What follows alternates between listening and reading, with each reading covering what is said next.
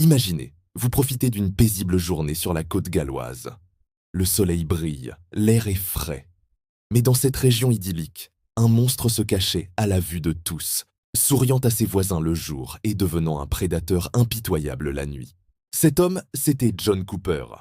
Pendant des années, il a semé la terreur, commettant des crimes d'une brutalité inouïe qui sont restés non résolus pendant plus de 2 décennies. Son nom ne vous dit peut-être rien, mais ses actes ont glacé le sang de tout un pays. Les tristement célèbres Pembrokeshire Murders sont l'œuvre d'un seul homme, un homme qui menait une double vie. D'un côté, un père de famille ordinaire, un peu bourru, connu dans son village. De l'autre, un cambrioleur, un agresseur et un tueur en série. Il a fallu des années d'enquête, des pistes abandonnées et une avancée technologique cruciale pour enfin le démasquer.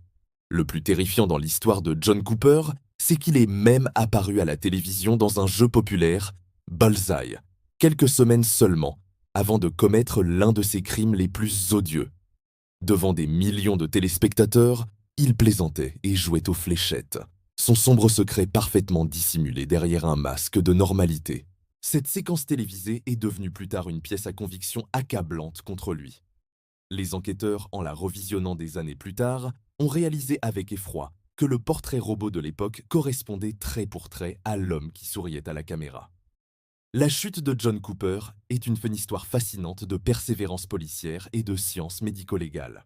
Chaque fibre, chaque trace d'ADN retrouvée sur les scènes de crime des années 80 a été réexaminée avec les technologies modernes.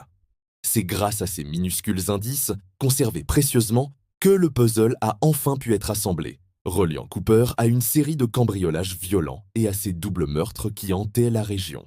Son arrestation et son procès ont finalement apporté des réponses à des familles brisées qui attendaient à la justice depuis si longtemps. Une preuve que, parfois, même des décennies plus tard, la vérité finit toujours par éclater. Merci d'avoir regardé cette chronique macabre. Si vous voulez découvrir d'autres histoires qui font froid dans le dos, abonnez-vous et activez les notifications pour ne rien manquer. À la prochaine.